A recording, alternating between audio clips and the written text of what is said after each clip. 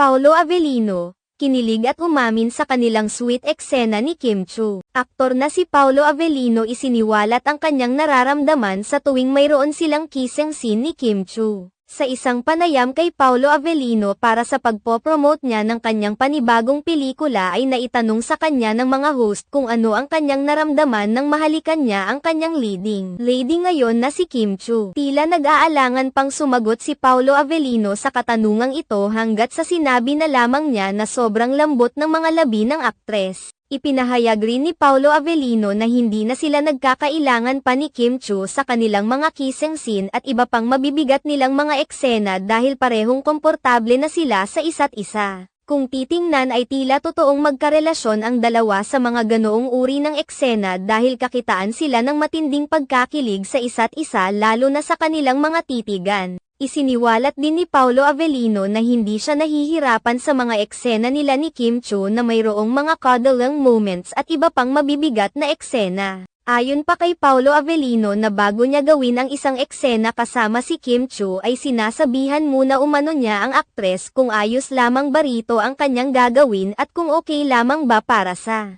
aktres na hawakan niya ito sa ilang parte ng katawan. Ayaw rin umano ni Paolo Avellino na makaramdam si Kim Chu ng pambabastos mula sa kanya dahil labis umano ang kanyang pagrespeto sa aktres.